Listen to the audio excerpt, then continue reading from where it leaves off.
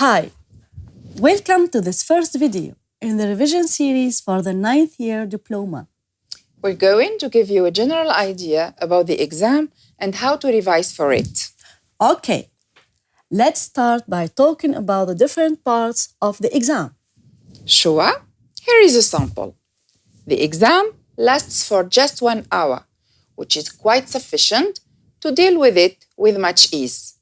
And as you know, it consists of 3 parts. Reading comprehension, graded out of 6 marks. The test and the comprehension questions are similar to those in the end-of-term tests. Then language, which is graded out of 8 marks, and it's generally composed of 3 exercises. And finally, the writing, which is graded out of 6 marks. And the header is, of course, the same as for the other subjects. You fill it in with your registration code, your family name, your first name, and the name of your school. Okay, so that was for the different parts of the test. Let's now talk about studying for it. All right. How do you think the students should organize their time during the test? Well, the first piece of advice we would give you, dear students, is to manage your time wisely. In other words, you should devote a specific amount of time to each part. Indeed, just as a mere suggestion, we think it's adequate to spend no more than 2 minutes at the beginning filling in the header and leafing through the test to discover its content. Then, devote about 15 minutes to the reading, 15 minutes to the language, and 20 minutes to the writing. As such, you will have about 8 minutes left to revise all your answers again at the end. This is only a suggestion, as we mentioned before.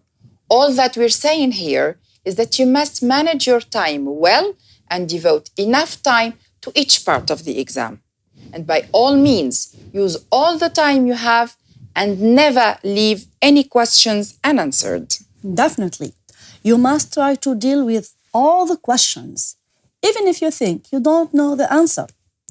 Always try, but don't get stuck and waste too much time on one question because you risk not having enough time for the other ones. You can leave that difficult question and get back to it later on. Yes, and at the end, make sure to review your work and check that you answered all the questions. All right. So that was about the importance of time management during the exam. Let's now move on to talk about revision. What do you advise our students to do in order to revise? For me, the first step is to prepare summaries of the contents of the books. Okay, and how do you suggest doing that in a simple way? Well, you know that there are 2 books for the 9th form, the student book and the activity book.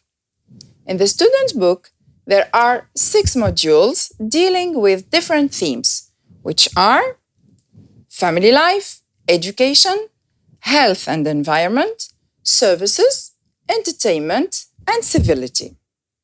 All the exercises in the exam have to do with these topics. So, if you would like to prepare for the writing activity, you have to make summaries of the ideas related to all the topics you studied. I also suggest that you keep a list of linkers and learn a few pertinent quotes to support your ideas. For example, my students find mind maps very useful. They help them summarize ideas and visualize the relationships between the different concepts.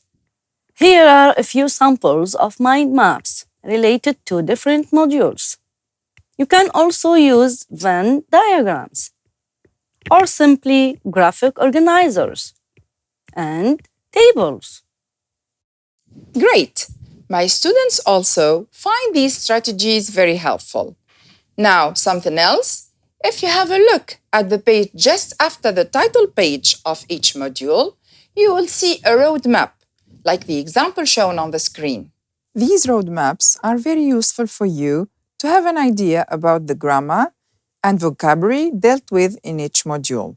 For instance, as you can see on the picture, these are the functions, grammatical structures, and vocabulary that we dealt with in module number 1. Moreover, if you have a look at the last part of each lesson, you will find a summary of the grammatical point covered in that specific lesson. It's generally called Brush Up Your Grammar or Your New Grammar Point. Besides, at the end of the student's book, there is a detailed summary of all the grammatical structures in the program. Now, concerning the vocabulary, you can find a word list of the new lexical items at the end of each module in the activity book. So make sure you understand the meaning of those words and keep your own list of them by writing the definition of each new word.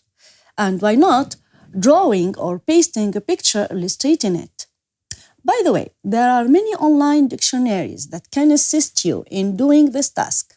Some of these dictionaries can be downloaded to your mobile phone and used offline.